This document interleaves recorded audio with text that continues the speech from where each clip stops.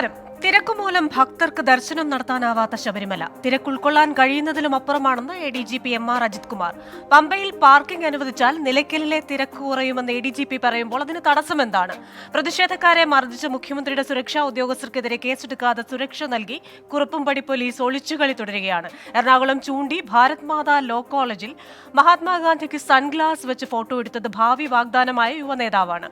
മഹാത്മാവ് മരിച്ചതല്ലേ എന്ന ന്യായീകരണം വിരൽ ചൂണ്ടുന്നത് എന്തിലേക്കാണ്? ടൂറിസം കേന്ദ്രങ്ങളും ആഘോഷങ്ങളും പ്രോത്സാഹിപ്പിക്കപ്പെടുമ്പോഴും ഇതൊക്കെ എത്രമാത്രം സുരക്ഷിതമാണ്? ഇതടക്കമുള്ള വാർത്തകളിലേക്കാണ് ഇന്ന് സംഭവിച്ചത് പോകുന്നത്. എല്ലാ പ്രേക്ഷകർക്കും സ്വാഗതം.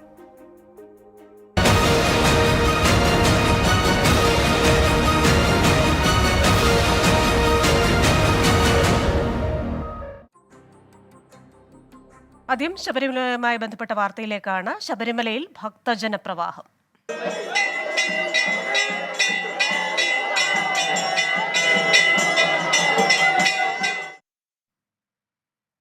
ശബരിമലയിൽ നാളെ നടക്കുന്ന മണ്ഡലപൂജയ്ക്കായി തങ്കയങ്കി രഥയാത്ര പമ്പയിലെത്തി. വൈകിട്ട് 6:30ക്കാണ് തങ്കയങ്കി ചാർത്തിയുള്ള ദീപാരാധന. തീർത്ഥാടക പ്രവാഹം ഇന്നും തുടരുകയാണ്. തിരക്കിനെ തുടർന്ന് ശബരിമല ദർശനം ലഭിക്കാതെ തീർത്ഥാടകർ മടങ്ങുന്നു. പന്തളം വലിയ കോയിക്കൽ ധർമ്മശാസ്താ ക്ഷേത്രത്തിലെത്തി മാലയൂരി മടങ്ങാൻ ഭക്തരുടെ വൻ തിരക്കാണ് അനുഭവപ്പെടുന്നത്. തിരക്ക് ഉൾക്കൊള്ളാൻ കഴിയുന്നതിലും അപ്പുറമാണെന്ന് ADGP MR അജിത് കുമാർ പറഞ്ഞു. തിരക്ക് ക്രമീകരിക്കാൻ ഇടത്താവളങ്ങളിൽ നിയന്ത്രണം അനിവാര്യമാണ്. പമ്പയിൽ പാർക്കിംഗ് അനുവദിച്ചാൽ നിലയ്ക്കലിലെ പ്രശ്നങ്ങൾ അല്പം കുറയുമെന്നും ADGP പറഞ്ഞു. വളരെയധികം ആൾക്കാർ ഇപ്രാവശ്യം വന്നിട്ടുണ്ട്. അതുകൊണ്ട് തന്നെ സ്വാഭാവികമായിട്ടും നിങ്ങൾക്കറിയാം, ഇൻസ്പൈറ്റ് ഓഫ് നമ്മുടെ ബെസ്റ്റ് എഫേർട്സ് നിങ്ങൾ കാണുന്നതാണ് വേണ്ട മതി. ഇത്ര കയറ്റിയിട്ട് പോലും ഇപ്പോഴും ക്യൂ എന്ന് പറയുന്നത് ഏതാണ്ട് അപ്പാച്ചി മേട് വരെയാണ്.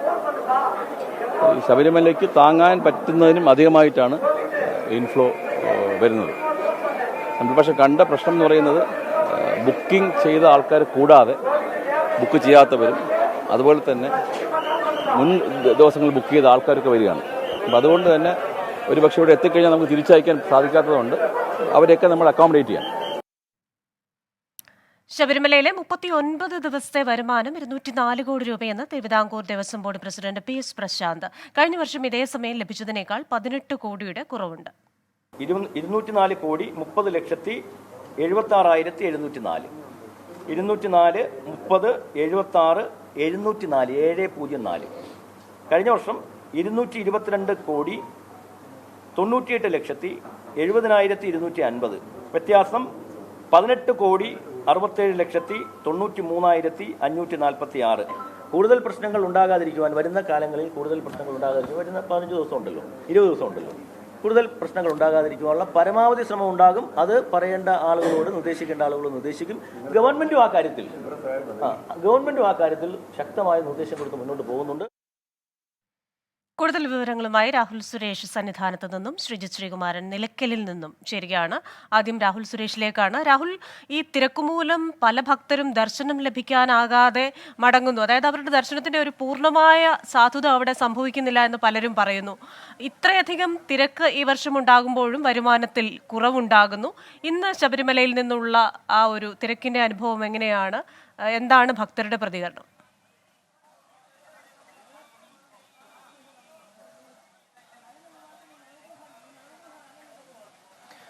ക്രിസ്ത്യന നിലവിൽ ക്ഷേത്രനട അടച്ചിരിക്കുകയാണ്. ഇനി തങ്കയങ്കി ഘോഷയാത്ര എത്തി ദീപാരാധന നടത്തിയ ശേഷം 7 മണിയോടുകൂടിയായിരിക്കും ഭക്തർക്ക് ദർശനം ഉണ്ടാകുക. അതുകൊണ്ട് നിലവിൽ ക്യൂവിലുള്ള ഭക്തർ അതുപോലെ തന്നെ ക്യൂവിൽ തുടരണമെന്ന നിർദ്ദേശമാണ് ദേവസ്വം ബോർഡിന്റെ ഭാഗത്തു നിന്നും ഉണ്ടായിട്ടുള്ളത്. നിലവിൽ ദർശനം നടത്തിയ ഭക്തർ നമ്മൾ ദൃശ്യങ്ങളിൽ കാണുന്ന പോലെ തന്നെ വിരിവെച്ച് സന്നിധാനത്തിന്റെ വിവിധയിടങ്ങളിൽ ഇപ്പോൾ വിരിവെച്ച് തങ്ങുകയാണ്. അവർ വൈകിട്ട് ദീപാരാധനയും നാളെ മണ്ഡലപൂജയും ഉൾപ്പെടെ കഴിഞ്ഞ ശേഷമായിരിക്കും ഇത്തരത്തിലുള്ള ആളുകൾ മലയിറങ്ങുക. വൈകിട്ട് 3 മണിയോടുകൂടിയാണ് തങ്കയങ്കി ഘോഷയാത്ര പമ്പയിൽ നിന്നും പുറപ്പെട്ടത്.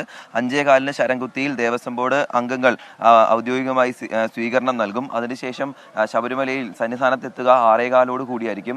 സന്നിധാനത്തും സ്വീകരണം നൽകുന്നുണ്ട്. അതിനുശേഷം വൈകിട്ട് 6:30 കൂടിയാണ് അയ്യപ്പരെ തങ്കയങ്കി ചാർത്തിയ ശേഷം പ്രത്യേക ദീപാരാധന ചടങ്ങുകൾ നടക്കുക. ക്രിസ്ത്യനെ സൂചിപ്പിച്ച പോലെ തന്നെ ഉച്ച പോലെ വലിയ തിരക്കാണ് സന്നിധാനത്ത് അനുഭവപ്പെട്ടിരുന്നത്.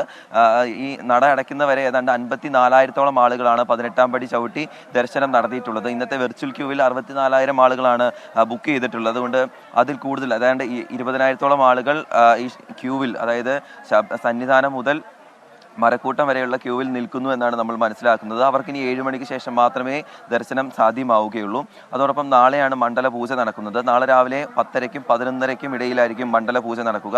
അതിനുശേഷം നാളെ രാത്രിയോടുകൂടി 10-11 മണിയോടുകൂടി ഹരിവരാസനം ചൊല്ലി മണ്ഡല പൂജ പൂർത്തിയാക്കി ക്ഷേത്രനട അടയ്ക്കും. പിന്നീട് 30-ാം തീയതി ആയിരിക്കും വീണ്ടും ക്ഷേത്രനട തുറക്കുക. ഇനി മറ്റൊരു പ്രധാനപ്പെട്ട കാര്യം, ADGP MR അജിത് കുമാർ ഇന്ന് മാധ്യമങ്ങളെ ഉച്ചയ്ക്ക് കണ്ടിരുന്നു. അദ്ദേഹം പറഞ്ഞത് നിലവിൽ സന്നിധാനത്ത് 80,000 ആളുകളെ ഉൾക്കൊള്ളാനുള്ള ഒരു സാഹചര്യമാണ് ഉള്ളത്. അതിനപ്പുറത്തേക്കാണ് തീർത്ഥാടകർ ഓരോ ദിവസവും സന്നിധാനത്തേക്ക് എത്തുന്നത്. കഴിഞ്ഞ 2 ദിവസങ്ങളിലെ കണക്കുകൾ നോക്കുകയാണെങ്കിലും 1,00,000-ലധികം ആളുകൾ സന്നിധാനത്ത് എത്തിയിരുന്നു. ഇതാണ് നിലവിൽ നേരിയ പ്രശ്നങ്ങൾക്ക് കാരണമായതെന്നാണ് അദ്ദേഹം പറയുന്നത്. അതുകൊണ്ട് വെർച്വൽ ക്യൂവിൽ ഉൾപ്പെടെ കൂടുതൽ പരീക്ഷണങ്ങൾ വരും ദിവസങ്ങളിൽ നടക്കും. ഇനി മകരവിളക്ക് തീർത്ഥാടനത്തിനായി 30-ാം തീയതി തുറക്കും. ജനുവരി 20 വരെയാണ് മകരവിളക്കിനായി ക്ഷേത്രനട തുറക്കുക. ആ കാലങ്ങളിൽ ഈ വെർച്വൽ ക്യൂവുമായി ബന്ധപ്പെട്ട ക്രമീകരണങ്ങൾ ഉണ്ടാകും. വെർച്വൽ ക്യൂവിൽ ബുക്ക് ചെയ്യുന്ന ആളുകൾക്ക് പുറമെ കൂടുതൽ ആളുകൾ പലപ്പോഴും ദർശനത്തിനായി എത്തുന്നുണ്ട്. അതാണ് ഈ തിരക്കിന് കാരണമായതെന്നാണ് അദ്ദേഹം പറയുന്നത്. മറ്റൊരു പ്രധാനപ്പെട്ട കാര്യം വരുമാനം സംബന്ധിച്ച കാര്യമാണ്. കഴിഞ്ഞ മണ്ഡലകാലത്തെ അപേക്ഷിച്ചുകൊണ്ട് കാര്യമായ ഒരു വരുമാനത്തിൻ്റെ കുറവ് ഈ മണ്ഡലകാലത്ത് ഉണ്ടായിട്ടുണ്ട്. അതിൻ്റെ കണക്കുകളെല്ലാം തന്നെ ഇന്ന് ഉച്ചയ്ക്ക് ദേവസ്വം ബോർഡ് പ്രസിഡന്റ് മാധ്യമങ്ങളെ കണ്ട് വ്യക്തമാക്കുകയും ചെയ്തു. അദ്ദേഹം പറയുന്നത് തിരക്ക് വർദ്ധിപ്പിക്കുമ്പോഴും കാര്യമായ ഒരു വരുമാനം ഇതുവരെ ഉണ്ടായിട്ടില്ല എന്ന കാര്യമാണ് അദ്ദേഹം പറയുന്നത്.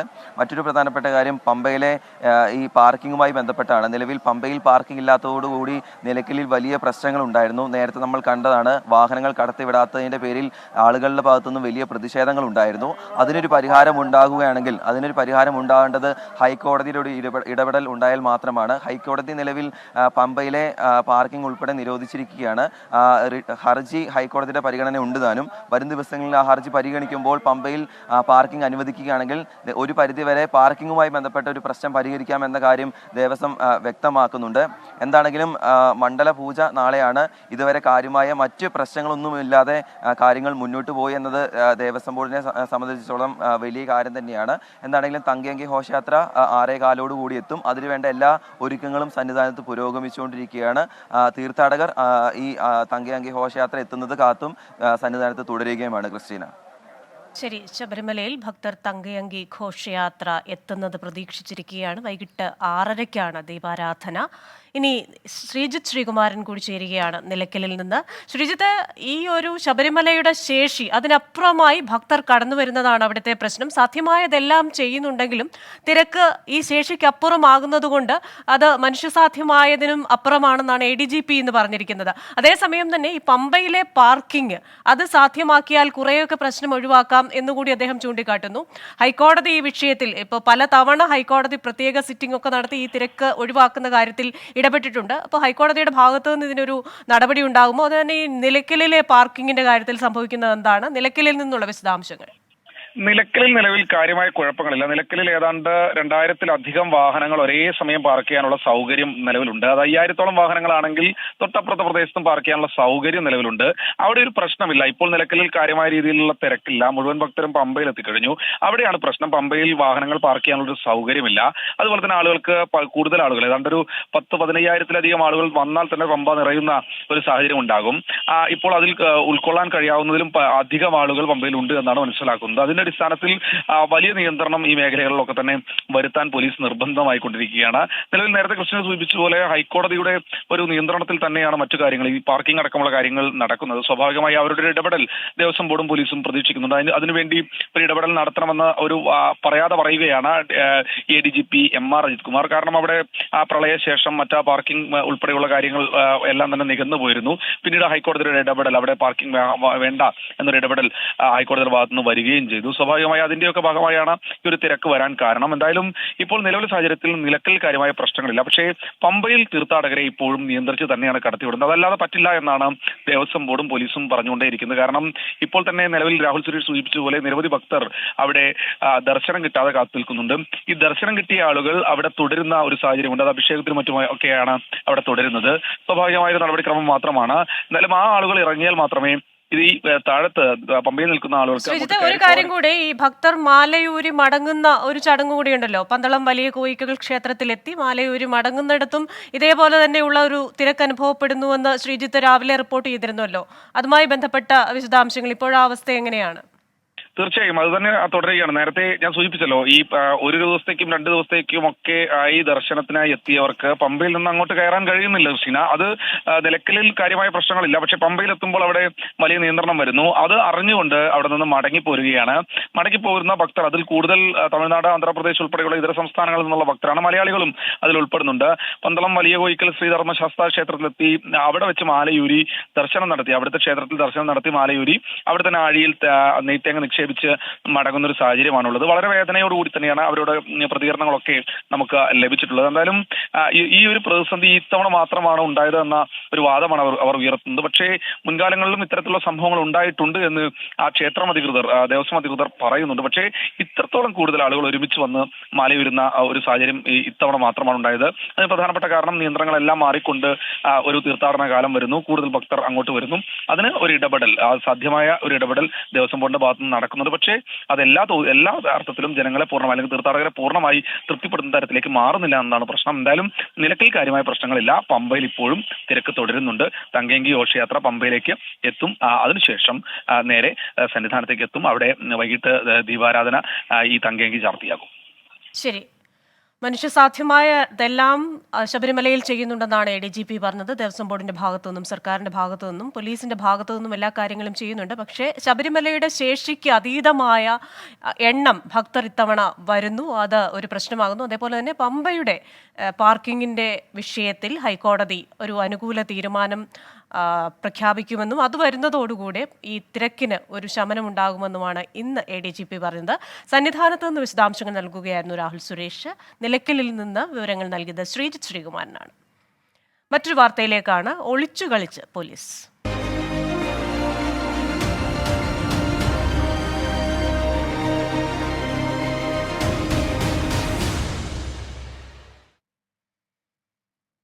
പ്രതിഷേധക്കാരെ മർദ്ദിച്ച മുഖ്യമന്ത്രിയുടെ സുരക്ഷാ ഉദ്യോഗസ്ഥർക്ക് കുറുപ്പുംപടി പോലീസിന്റെ കൂടുതൽ സംരക്ഷണം. കോടതി നിർദ്ദേശപ്രകാരം കേസെടുത്തെങ്കിലും FIR-ൽ പ്രതികളുടെ പേരില്ല.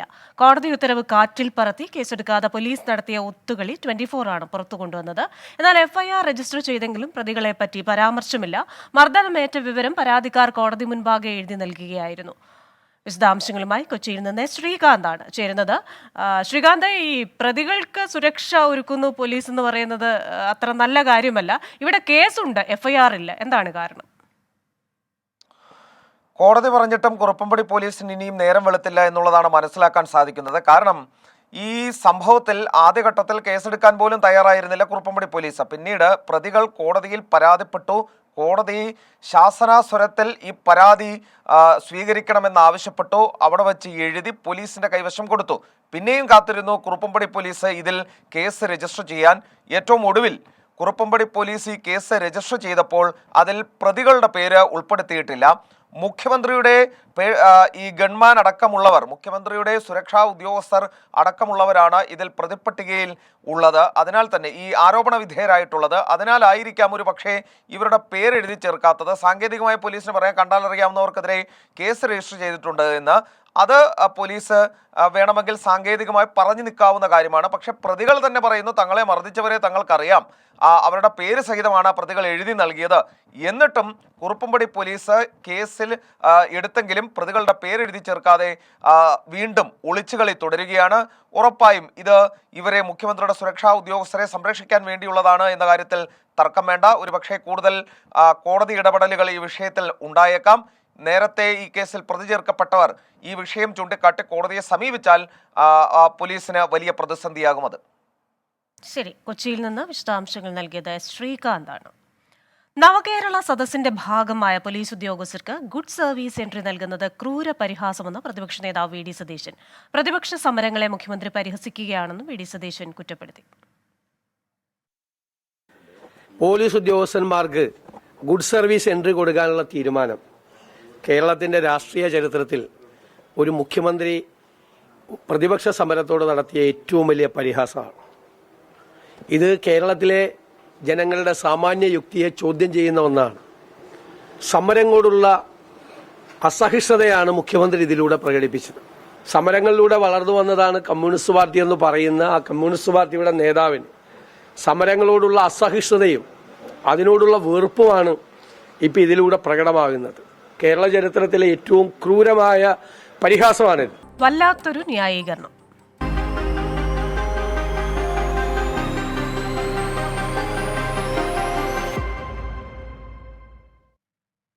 24 റിപ്പോർട്ടർ വിനീത വിജിക്കെതിരായ കേസിൽ വിചിത്ര ന്യായീകരണവുമായി വനിതാ കമ്മീഷൻ. മാധ്യമപ്രവർത്തകയെ പ്രതിയാക്കിയത് സ്വാഭാവിക നടപടി മാത്രമാണെന്ന് അധ്യക്ഷ പി സതീദേവി അഭിപ്രായപ്പെട്ടു. വിഷയം നിയമസഭയിൽ ഉന്നയിക്കുമെന്ന് കെ രമ MLA പറഞ്ഞു. കേസ് പിൻവലിക്കണമെന്ന് ഡോക്ടർ ശശി തരൂർ MPയും ആവശ്യപ്പെട്ടു. കേസിനെക്കുറിച്ച് അന്വേഷിക്കുന്നുണ്ടെന്നും ബോധപൂർവം കേസെടുക്കുന്നത് ഇടത് നയമല്ലെന്നും റവന്യൂ മന്ത്രി കെ രാജനും വ്യക്തമാക്കി. അവർ നടത്തിയിട്ടുള്ള പ്രവർത്തനവുമായിട്ട് ബന്ധപ്പെട്ടുകൊണ്ട് മറ്റേതെങ്കിലും തരത്തിലുള്ള കുറ്റകൃത്യം നടത്തിയിട്ടുണ്ടോ എങ്കിൽ അത് സംബന്ധിച്ചിട്ടുള്ള പരിശോധന നടത്താനും അതിലിടപെടാനും തീർച്ചയായിട്ടും പോലീസ് ആ തരത്തിൽ ഉള്ള ഇടപെടൽ നടത്തേണ്ടതായിട്ടുണ്ട്. അതായിരിക്കും പോലീസ് ചെയ്തിട്ടുണ്ടാവുക. ഇത് സംബന്ധിച്ച് ഞങ്ങൾക്ക് യാതൊരു പരാതിയും ഒരു മാധ്യമപ്രവർത്തകയിൽ നിന്നും ലഭിച്ചിട്ടില്ല. സർക്കാർ ഈ കേസ് പിൻവലിക്കണം. ഇതിൻ്റെ ഈ നവകേരളയെക്കുറിച്ച് സംസാരിക്കുന്ന ഒരു സംസ്ഥാനം, നവകേരള ആദ്യത്തെ ഒരു അടയാളമാണോ ഇത്? മാധ്യമപ്രവർത്തകർ ഇതിൽ കേസ് നടത്തുന്നത് മഹാമോശമായി പോയി. ഇതിനെ പിൻവലിക്കണമെന്നാണ് എൻ്റെ അഭ്യർത്ഥന. ഒരു പെൺകുട്ടിയെ അവിടെ മനോവീര്യം കെടുത്തുകയാണ് ചെയ്യുന്നത്. ഒരു റിപ്പോർട്ട് ചെയ്യുന്നിടത്തിലേക്ക് അവളെ വലിയതൊരു കേസെടുത്ത് അവളെ ഭയപ്പെടുത്തുകയല്ലേ എന്താ ചെയ്യുന്നത്? അതുകൊണ്ട് അതൊന്നും അംഗീകരിച്ചു കൊടുക്കാൻ കഴിയില്ല. തീർച്ചയായിട്ടും അതിശക്തമായി സഭയിൽ ഉൾപ്പെടെ ഈ കാര്യങ്ങൾ ഉന്നയിക്കും. മാധ്യമപ്രവർത്തകരെ ഏതെങ്കിലും വിധത്തിൽ ആക്രമിക്കാനോ ബോധപൂർവമായി കേസെടുക്കാനോ സർക്കാരിന് അഭിപ്രായമില്ല. ഇടതുപക്ഷ ജനാധിപത്യ മുന്നണിക്ക് അങ്ങനെ നയവുമില്ല. ഉണ്ടായ സംഭവങ്ങളെക്കുറിച്ച് നിങ്ങൾ പറയപ്പെട്ടു. നവകേരള സദസ്സ് കഴിഞ്ഞു. ഞങ്ങൾ ആ കാര്യത്തെക്കുറിച്ചൊക്കെ നല്ലതുപോലെ അവരവരുടെ പാർട്ടികളും മുന്നണികളും ഒക്കെ അന്വേഷിക്കും. ഇന്ന് സംഭവിച്ചത് അടുത്ത വാർത്തയിലേക്ക് പോവുകയാണ്. മഹാത്മാഗാന്ധിയോട് അനാദരവുമായി SFI നേതാവ്.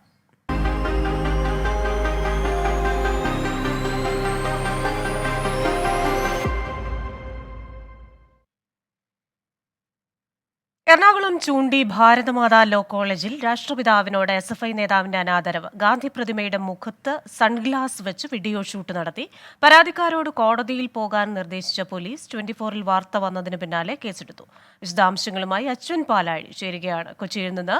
അശ്വിൻ, രാഷ്ട്രപിതാവിന്റെ ഫോട്ടോയിൽ സൺഗ്ലാസ് വെച്ച് ഫോട്ടോ എടുക്കുന്നു. അതിനപ്പുറമായി ഈ എന്താണിത് എന്നുള്ള ചോദ്യത്തിന് വിശദീകരണമായി മഹാത്മാഗാന്ധി മരിച്ചതല്ലേ എന്ന ഒരു മറുപടിയും വരുന്നു SFI നേതാവിന്റെ ഭാഗത്തു നിന്ന്. 24 വാർത്ത കൊടുത്തതിന് ശേഷം മാത്രം പോലീസ് ഇക്കാര്യത്തിൽ കേസെടുക്കാൻ തയ്യാറാകുന്നു.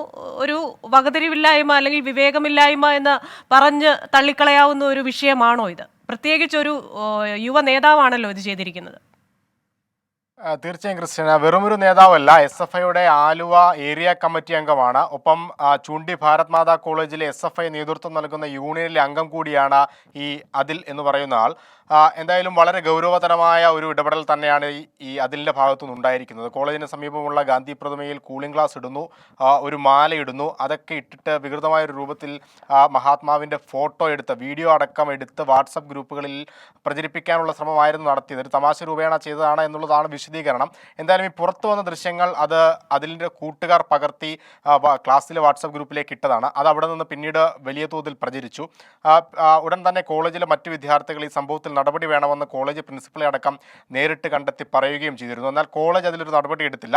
പിന്നീടാണ് KSU അടക്കമുള്ള മറ്റ് വിദ്യാർത്ഥി സംഘടനകൾ ഈ വിഷയത്തിൽ നടപടി ആവശ്യപ്പെട്ടുകൊണ്ട് പോലീസിനെ സമീപിക്കുന്നത്. പക്ഷേ പോലീസും ഇതിൽ കേസെടുക്കാൻ തയ്യാറായിരുന്നില്ല. പിന്നീട് നമ്മൾ ഇന്ന് രാവിലെ 24 വഴി വാർത്ത പുറത്തുവിടുകയും അതിൽ പിന്നീടാണ് പോലീസ് ഒരു നടപടി എടുക്കുകയും ചെയ്തിട്ടുള്ളത്. എന്തായാലും എന്താണ് ഇതിലൊരു വിശദീകരണം എന്നടക്കമുള്ള കാര്യങ്ങളിൽ SFI ഇതുവരെ വ്യക്തമായ മറുപടി നൽകിയിട്ടില്ല. സംഭവം പരിശോധിച്ച ശേഷം നടപടി അല്ലെങ്കിൽ എന്താണ് കാര്യമെന്ന് അറിയിക്കാമെന്നുള്ളതാണ് SFIയുടെ ജില്ലാ നേതൃത്വം അടക്കം പറയുന്നത്. ഉത്തരവാദിത്തപ്പെട്ടൊരു നേതാവാണ് അതിൽ, ഏരിയ കമ്മിറ്റി അംഗമാണ്. മറ്റു ചുമതലകളിലേക്കൊക്കെ ഇപ്പോൾ കോളേജിൻ്റെ അടക്കം ചുമതലകളുള്ള വ്യക്തി കൂടിയാണ്. എന്തായാലും എന്താണ് പോലീസിൻ്റെ നടപടി, ഒപ്പം SFI ഏതെങ്കിലും തരത്തിൽ നടപടി എടുക്കുമോ, കോളേജിൽ നിന്ന് എന്തെങ്കിലും നടപടി ഉണ്ടാകുമോ എന്നടക്കമുള്ള കാര്യങ്ങൾ വരും ദിവസങ്ങളിൽ അറിയാൻ സാധിക്കും. അശ്വിൻ, ഇക്കാര്യത്തിൽ കോളേജ് മാനേജ്മെന്റ് അല്ലെങ്കിൽ കോളേജ് പ്രിൻസിപ്പലിന്റെ ഭാഗത്തു നിന്നോ കോളേജിലെ KSUവിന്റെ ഭാഗത്തു നിന്നോ ഇപ്പോൾ തന്നെ ഒരു പ്രതികരണം ഉണ്ടായി. അവർ ഇക്കാര്യത്തിൽ കേസെടുക്കണമെന്ന് ആവശ്യപ്പെടുകയും ചെയ്തിരുന്നുവല്ലോ. അത്തരത്തിലുള്ള പ്രതികരണങ്ങൾ ലഭ്യമാണോ നമുക്ക്? KSU ആണ് ആദ്യമായി വിഷയവുമായി പരാതിയുമായി പോലീസിനെ സമീപിക്കുന്നത്. എന്നാൽ അതിലൊരു പരാതിയിൽ കേസെടുക്കാനോ നടപടികൾ എടുക്കാനോ ഒരു പ്രാഥമിക അന്വേഷണം നടത്താൻ പോലും പോലീസ് തയ്യാറായിരുന്നില്ല. പോലീസിന് അങ്ങനെ ഒരു സമീപനം വന്നതോടുകൂടി തന്നെ KSU ഒരു കാര്യം വ്യക്തമാക്കിയിരുന്നു, കോടതിയിലേക്ക് പോവുകയാണ് എന്ന് KSU നേതാക്കൾ വ്യക്തമാക്കിയിരുന്നു. അതിന് പിന്നാലെ നമ്മൾ ഈ വാർത്ത പുറത്തുവിടുകയും ചെയ്തു. പിന്നാലെയാണ് പോലീസ് അതിനെതിരെ നടപടിയെടുക്കാനുള്ളൊരു നീക്കത്തിലേക്ക് കടന്നത്. എന്തായാലും കോളേജിൻ്റെ ഭാഗത്തുനിന്ന് ഇതുവരെ ഒരു നടപടി ഉണ്ടായിട്ടില്ല എന്നുള്ളതാണ് അറിയാൻ സാധിക്കുന്നത്. എന്തായാലും കേസായി വാർത്തയൊക്കെ ആ സാഹചര്യത്തിൽ ഏതെങ്കിലും തരത്തിലുള്ള നടപടിയിലേക്ക് കോളേജ് പോകാനുള്ള സാധ്യത ഏറെയാണ്. എന്തായാലും അതുൽ കോളേജ് യൂണിയൻ അംഗം കൂടിയാണ്. കോളേജ് യൂണിയനിൽ ഇനി അതുലിന് ഏതെങ്കിലും തരത്തിലുള്ള നടപടി നേരിടേണ്ടി വരുമോ എന്നടക്കമുള്ള കാര്യങ്ങളാണ് ഇനി അറിയേണ്ടത്. എന്തായാലും അത് മാതൃകാപരമായ നടപടിക്ക് ഉതകുന്ന കാര്യം തന്നെയാണ് ഇയാളുടെ ഭാഗത്തുനിന്നുണ്ടായിരിക്കുന്നത് എന്നുള്ള കാര്യത്തിൽ സംശയമില്ല. മഹാത്മാവിനെ എത്രത്തോളം വലിയ തോതിൽ പഠിക്കുന്ന പാഠപുസ്തകങ്ങളിൽ പോലും നമ്മൾ അല്ലെങ്കിൽ അറിയേണ്ട ഒരു വ്യക്തിയാണ്. അദ്ദേഹത്തെ ഒരു ഉത്തരവാദിത്തപ്പെട്ട സ്ഥാനത്തിരുന്നു കൊണ്ട് ഇങ്ങനെ അപമാനിക്കുമ്പോൾ തീർച്ചയായും കോളേജിൽ നിന്നും യൂണിയനിൽ നിന്നും ഒക്കെ ഒരു നടപടി നേരിടേണ്ട സാഹചര്യമുണ്ട്. എന്താണ് നടപടി എന്നുള്ളതാണ് ഇനി അറിയേണ്ടത്. എന്തായാലും പോലീസ് ശക്തമായി തന്നെ ഈ വാർത്ത വന്നതോടുകൂടി ശക്തമായ നടപടികളിലേക്ക് കടക്കാനുള്ള തീരുമാനത്തിലേക്കാണ് ഇപ്പോൾ കടന്നിരിക്കുന്നത്. ക്രിസ്റ്റിന. ശരി, കൊച്ചിയിൽ നിന്ന് വിശദാംശങ്ങൾ നൽകുകയായിരുന്നു അശ്വിൻ പാലാഴി. മൗലികാവകാശങ്ങൾ ലംഘിക്കുന്നതിന് കേസെടുക്കാൻ വകുപ്പുള്ള ഒരു നാടാണ്. അതേസമയം മൗലികമായ കർത്തവ്യങ്ങൾ ചെയ്യുന്നതിൽ നിന്ന് ലംഘനമുണ്ടായാൽ അതിന് ഒരു നിയമവശമില്ല എന്നത് ഒരു പാളിച്ചയായി പലപ്പോഴും ഇത്തരം കാര്യങ്ങളിലൊക്കെ കാണാറുണ്ട്. കൂടുതൽ വാർത്തകളിലേക്ക്. ടൂറിസം കേന്ദ്രങ്ങളിൽ സുരക്ഷയില്ലേ?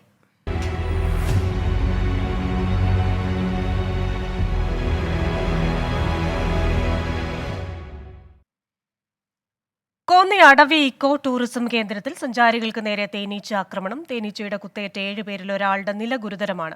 പരിക്കേറ്റവർ കോന്നി താലൂക്ക് ആശുപത്രിയിൽ ചികിത്സയിലാണ്. വിശദാംശങ്ങളുമായി ശ്രീജിത്ത് ശ്രീകുമാരൻ ചേരുകയാണ് പത്തനംതിട്ടയിൽ നിന്ന്.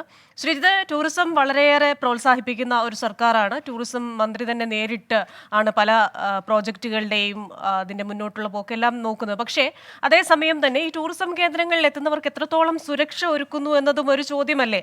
പ്രത്യേകിച്ച് വിദേശ രാജ്യങ്ങളിലൊക്കെ ഒരു ഫാം സന്ദർശിക്കാൻ എത്തുന്നവർ പോലും അവർ ബൂട്ട് അണിയണമെന്നൊക്കെ കൃത്യമായ നിർദ്ദേശം നൽകിയിട്ടുണ്ട്. ഇല്ലെങ്കിൽ അതിനുള്ള ശിക്ഷ അനുഭവിക്കേണ്ടത് ആ ഫാം നടത്തുന്ന ആളാണ്. അപ്പോൾ ഇവിടെ ആ രീതിയിൽ ഒരു സുരക്ഷയ്ക്ക് പ്രാധാന്യം, അങ്ങനെ ഒരു പ്രശ്നം ഇവിടെ സംഭവിച്ചിട്ടുണ്ടോ? അതോ പെട്ടെന്ന് സംഭവിച്ച ഒരു തേനീച്ച ആക്രമണമാണോ ഇത്? അങ്ങനെ ഒരു സംഭവം അവിടെ നിരന്തരമായി ഉണ്ടാകുന്നതല്ലേ? കാരണം ഇതൊരു നിബിഡ വനമാണ്, ഒരു വനമേഖലയാണ് അടവി കുട്ടവഞ്ചി ഇക്കോ ടൂറിസം പദ്ധതി. ആ പ്രദേശത്ത് നല്ല വന്യമായ സൗന്ദര്യമൊക്കെ ആസ്വദിക്കാനുള്ള ഒരു സൗകര്യമാണ് ഒരുക്കിയിട്ടുള്ളത്. അതിസാഹസികമായ ഒരു വിനോദം കൂടിയാണ് ഇത്. എന്തായാലും ഇത് സ്ഥിരമായി സംഭവിക്കുന്ന ഒന്നല്ല. നിരവധി വനത്തിനുള്ളിലായതിനാൽ മരത്തിനുള്ളിൽ തേനീച്ചകളും മറ്റുമൊക്കെ ഉണ്ട്. എന്തായാലും ഇന്ന് ഉച്ചയ്ക്ക് ഒരു 12:30 മണിയോടുകൂടിയാണ് ഇത്തരത്തിൽ ദൗർഭാഗ്യകരമായ ഒരു സംഭവം നടന്നിരിക്കുന്നത്. ഈ തേനീച്ചക്കൂട് താഴത്തേക്ക് ഇളകി വരികയായിരുന്നു എന്നാണ് ഏറ്റവും ഒടുവിൽ അവിടുത്തെ വാച്ചർമാരൊക്കെ പറയുന്നത്. ഉടൻ തന്നെ വാച്ചർമാർ മറ്റ് തീയൊക്കെ ഉപയോഗിച്ച് തുരത്താൻ ശ്രമിച്ചെങ്കിലും തേനീച്ചകൾ കൂട്ടത്തോടെ ആക്രമിക്കുകയായിരുന്നു. അതിലിപ്പോൾ ചെറിയൊരു വ്യത്യാസമുണ്ട്. പരിക്കേറ്റ ആളുകളുടെ 7 പേരെന്നായിരുന്നു ആദ്യ ഘട്ടത്തിൽ ലഭിച്ചിരുന്നത്. അത് 9 പേരാണ്. ആ 9 പേരിൽ ഒരാളുടെ നില മാത്രമാണ് അല്പം ഗുരുതരമായിട്ടുള്ളത്. ഗുരുതരം എന്ന് പറഞ്ഞാൽ ജീവന് ഹാനിയൊന്നുമില്ല, പക്ഷേ മറ്റു തരത്തിൽ, അതായത് അസകലവും കുത്തേറ്റിട്ടുണ്ട് തേനീച്ചയുടെ. ഇയാളെ കോന്നി താലൂക്ക് ആശുപത്രിയിലെ തീവ്രപരിചരണ വിഭാഗത്തിലാണ് പ്രവേശിപ്പിച്ചിരിക്കുന്നത്. ഇത് ഈ കുത്തേറ്റവരിൽ വിനോദസഞ്ചാരികൾ 4 പേർ ഉൾപ്പെട്ടിട്ടുണ്ട് എന്നാണ് ഏറ്റവും ഒടുവിൽ ലഭിക്കുന്ന വിവരം. വിനോദസഞ്ചാരികൾ ആർക്കും തന്നെ കാര്യമായ രീതിയിൽ കുത്തേറ്റിട്ടില്ല. പക്ഷേ ആ വാച്ചർമാർക്കാണ് കാര്യമായ രീതിയിൽ തന്നെ കുത്തേറ്റുള്ളത്. കാരണം അവരാണ് ഈ തേനീച്ചകളെ തുരത്താൻ തീ കത്തിക്കുന്ന നടപടികളിലേക്കൊക്കെ കടന്നത്. എന്നാലും അടവി ഇക്കോ ടൂറിസം പദ്ധതി മേഖല താൽക്കാലികമായി അടച്ചിട്ടുണ്ട്. അവിടെ ഫോഗിംഗ് അടക്കമുള്ള നടപടിക്രമങ്ങളിലേക്ക് വനംവകുപ്പ് കടന്നിട്ടുണ്ട്. വനംവകുപ്പിന് കീഴിലാണ് ഈ പ്രദേശമുള്ളത്. എന്തായാലും ശ്രീജിത്ത്, ഇതൊരു ഈക്കോ ടൂറിസം സെന്റർ ആണ്. കാരണം പരിസ്ഥിതിയെ അതേപോലെ തന്നെ സംരക്ഷിച്ചുകൊണ്ട് പരിസ്ഥിതിയിൽ പ്രത്യേകിച്ച് യാതൊരു മാറ്റങ്ങളും ഇല്ലാതെ ടൂറിസം പ്രോത്സാഹിപ്പിക്കുന്ന മേഖലയാണ്. അതുകൊണ്ട് തന്നെ തേനീച്ചകളെ അവിടെ നിന്ന് ഒഴിപ്പിച്ചു വിടുക എന്നത് പ്രായോഗികമല്ല. പക്ഷേ അതേസമയം തന്നെ ഒരു തരത്തിലുള്ള അപകടം ഒരിടത്തുണ്ടായി കഴിഞ്ഞു കഴിഞ്ഞാൽ പൊതുവേ എല്ലായിടത്തും ചെയ്യുന്ന ഒരു കാര്യമാണ് അടുത്ത ദിവസം മുതലെങ്കിലും അതിനൊരു കരുതൽ. അപ്പോൾ ഇനി മുതൽ വരുന്നവർക്കെങ്കിലും പ്രത്യേക നിർദ്ദേശങ്ങൾ എന്താണ് അവർ സ്വീകരിക്കേണ്ട സുരക്ഷാ മാർഗങ്ങൾ എന്നതിനെക്കുറിച്ചൊക്കെ നൽകുന്ന അക്കാര്യത്തിലൊക്കെ എന്തെങ്കിലും തീരുമാനമോ നടപടിയോ ഉണ്ടോ? അതുണ്ടാകുമെന്ന് തന്നെയാണ് പ്രതീക്ഷിക്കുന്നത്. ഇപ്പോൾ അതിനൊരു പ്രാഥമികമായി ഫോഗിംഗ് ഒക്കെ നടത്തിയ പ്രദേശത്ത് തേനീച്ചകൾ ഉണ്ടെങ്കിൽ അതിനെ മാറ്റാൻ ആവശ്യമായ നടപടികളിലേക്കാണ് വനംവകുപ്പ് കടന്നിരിക്കുന്നത്. എന്തായാലും ദൗർഭാഗ്യകരമായ സംഭവമാണ്. വരും ദിവസങ്ങളിൽ ഇത്തരത്തിലുള്ള കൃത്യമായ മാർഗനിർദ്ദേശങ്ങൾ വാച്ചർമാരുടെ ഭാഗത്തുനിന്ന് ഉണ്ടാകണമെന്ന് തന്നെയാണ് നാട്ടുകാരും വിനോദസഞ്ചാരികളും ഒക്കെ ആവശ്യപ്പെടുന്നത്. അതിമനോഹരമായ ഒരു പ്രദേശമാണ്. അവിടെ പോയവർക്ക് എല്ലാവർക്കും അറിയാം. കുട്ടവഞ്ചി ഹൊക്കനക്കലിനൊക്കെ തുല്യമായ രീതിയിൽ തുഴച്ചിൽ മത്സരമൊക്കെ നടത്തിയിരുന്ന ഒരു പ്രദേശമാണ്. എന്തായാലും ഈ 9 പേർക്ക് കുത്തിയിട്ടുണ്ട്. ഒരാളുടെ നില അല്പം ഗുരുതരമാണ്. പക്ഷേ പക്ഷേ കാര്യമായ ജീവഹാനി അദ്ദേഹത്തിനില്ല. പക്ഷേ ശരീരമാസകലം കുത്തിയിട്ടിട്ടുണ്ട്. എന്തായാലും വരും ദിവസങ്ങളിൽ ഒരു മുൻകരുതൽ ഈ ഫോറസ്റ്റ് വനംവകുപ്പ് ഉദ്യോഗസ്ഥർ സ്വീകരിക്കുമെന്നാണ് നമ്മൾ പ്രതീക്ഷിക്കുന്നത്. ശരി, പത്തനംതിട്ടയിൽ നിന്ന് വിശദാംശങ്ങൾ നൽകിയത് ശ്രീജിത്ത് ശ്രീകുമാരനാണ്. ടൂറിസം സെന്ററുകൾ വളരെയധികം പുരോഗമിക്കുമ്പോൾ കൂടുതൽ പേർക്ക് അവിടെ പോകാനുള്ള ആഗ്രഹമുണ്ടാകും. ജീവിതം ആഘോഷിക്കേണ്ടത് തന്നെയാണ്. പക്ഷേ ഇത്തരം സ്ഥലങ്ങളിൽ പോകുമ്പോൾ കൃത്യമായ മാർഗനിർദ്ദേശങ്ങൾ അധികൃതർ നൽകുന്നുണ്ടോ, അത് കൃത്യമായി പോകുന്നവർ പാലിക്കുന്നുണ്ടോ, മാലിന്യ നിക്ഷേപം അടക്കമുള്ള കാര്യങ്ങൾ ഈ ടൂറിസം സെന്ററുകളിൽ അവിടെ പോകുന്നവരും അതേപോലെ തന്നെ അധികൃതരും ഒന്നിച്ച് ചെയ്യേണ്ടതാണ്. ഇത്തരം കാര്യങ്ങളിലൊക്കെ കൂടുതൽ മാറ്റങ്ങൾ വരും എന്ന് പ്രതീക്ഷിക്കാം. മറ്റൊരു വാർത്തയിലേക്കാണ്. സമാനമായ വാർത്ത തന്നെയാണ്. ആഘോഷങ്ങളുമായി ബന്ധപ്പെട്ട് നടന്ന ഒരു അപകട വാർത്തയാണ്. തിരുവനന്തപുരം നെയ്യാറ്റിൻകരയിൽ ക്രിസ്മസ് ആഘോഷങ്ങളുടെ ഭാഗമായി സംഘടിപ്പിച്ച മേളയ്ക്കിടെ താൽക്കാലിക പാലം തകർന്നുണ്ടായ അപകടത്തിൽ പോലീസ് കേസെടുത്തു. തിരുപ്പുറം പഞ്ചായത്ത് സംഘടിപ്പിച്ച ഫെസ്റ്റിനിടെയാണ് ഇന്നലെ രാത്രി ഈ അപകടം സംഭവിച്ചത്. ഫെസ്റ്റ് ഓർഗനൈസേഷൻ കമ്മിറ്റിക്കെതിരെയാണ് കേസ്. പഞ്ചായത്ത് പ്രസിഡന്റിനെ പ്രതി ചേർക്കും. വിവരങ്ങളുമായി AV ജയശങ്കർ ചേരുകയാണ് തിരുവനന്തപുരത്ത് നിന്ന്. ജയശങ്കർ, വളരെ ദൗർഭാഗ്യകരമായ ഒരു കാര്യമാണ് ഇന്നലെ രാത്രി സംഭവിച്ചത്. പെട്ടെന്ന് ഈ താൽക്കാലികമായ പാലം തകരുന്നു. ആ സമയത്ത് തന്നെ പാലത്തിൽ ആൾക്കാരുണ്ടായിരുന്നു എന്ന് പറയുന്നു. അപ്പോൾ ഓരോ ആഘോഷങ്ങളും നല്ലതാണ്. ആഘോഷങ്ങളിൽ ആൾക്കൂട്ടവും ഇതൊക്കെ ജീവിതത്തിന്റെ ഭാഗമാണ്. പക്ഷേ അവിടെ എത്രത്തോളം സുരക്ഷ തയ്യാറാക്കുന്നു, അല്ലെങ്കിൽ ഈ സുരക്ഷ പാളിയാൽ എന്ത് ചെയ്യാമെന്നുള്ളതിൽ എത്രത്തോളം നമ്മൾ തയ്യാറെടുപ്പുണ്ട് ഓരോ ദുരന്തങ്ങളും നേരിടുന്നതിൽ എന്നുള്ളൊരു ചോദ്യചിഹ്നം കൂടെ ഇവിടെ വരുന്നില്ലേ?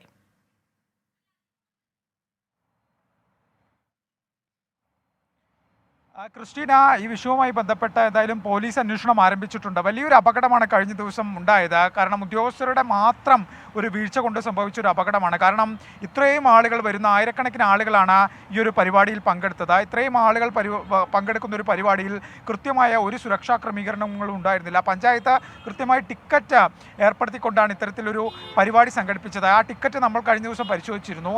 40 രൂപയാണ് ഈ സ്ഥലത്തേക്ക് പ്രവേശിക്കാനുണ്ടായിരുന്നത്. ഒരു കല്യാണമൊക്കെ നടക്കുന്ന ഒരു പറമ്പിലാണ് ഇത്തരത്തിലൊരു പരിപാടി സംഘടിപ്പിച്ചത്. ഇത്രയും ആളുകളെ ഉൾക്കൊള്ളാനുള്ളൊരു സ്ഥലം അവിടെ ഉണ്ടായിരുന്നില്ല. അതിനിടയിലാണ് വളരെ ദുർബലമായ മരങ്ങൾ ഉപയോഗിച്ചുകൊണ്ട്, ബലമില്ലാത്ത മരങ്ങൾ ഉപയോഗിച്ചുകൊണ്ട് ഒരു പാലം നിർമ്മിച്ചുകൊണ്ട് ആളുകളെ ആ പാലത്തിലൂടെ ഒരു വെള്ളച്ചാട്ടത്തിലേക്ക് ഇറക്കി വിട്ടത്.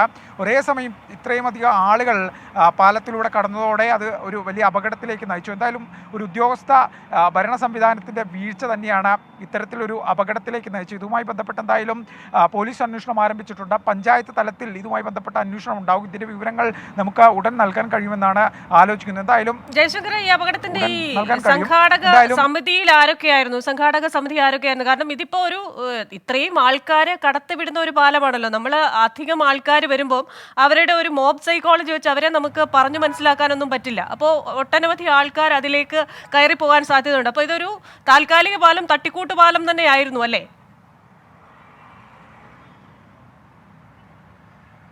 തീർച്ചയായും നമ്മൾ കഴിഞ്ഞ ദിവസം രാത്രി അതിൻ്റെ ദൃശ്യങ്ങളെല്ലാം കണ്ടതാണ്. വളരെ ബലമില്ലാത്ത മരം ഉപയോഗിച്ചുകൊണ്ട് വെറും താൽക്കാലികമായി ഉണ്ടാക്കിയൊരു പാലമാണ്, മരപ്പാലമാണ്. അതിൽ 150ഓളം ആളുകൾ കയറിയെന്നാണ് ദൃക്സാക്ഷികൾ നമ്മളോട് ഇന്നലെ പറഞ്ഞത്. അത് വെച്ച് ഇത്രയും ആളുകൾ കയറുമ്പോൾ സ്വാഭാവികമായും അത്രയും വെയിറ്റ് താങ്ങാൻ ആ പാലത്തിന് ശേഷിയുണ്ടായില്ല. അതോടുകൂടി ആ പാലം നിലം പൊത്തുകയായിരുന്നു. പാലത്തിന് ഒരുപാട് ഉയരമില്ലാത്തതുകൊണ്ടും ആളുകൾ വലിയ ജാഗ്രത പാലിച്ചതുകൊണ്ടും ആ സമയത്ത് വലിയൊരു അപകടമുണ്ടായി. ഇതിൻ്റെ സംഘാടക സമിതിയിലേക്ക് വന്നാൽ പഞ്ചായത്ത് പ്രസിഡന്റ് തന്നെയാണ് ഇതിൻ്റെ സംഘാടക സമിതി ചെയർപേഴ്സൺ എന്ന് പറയുന്നത്.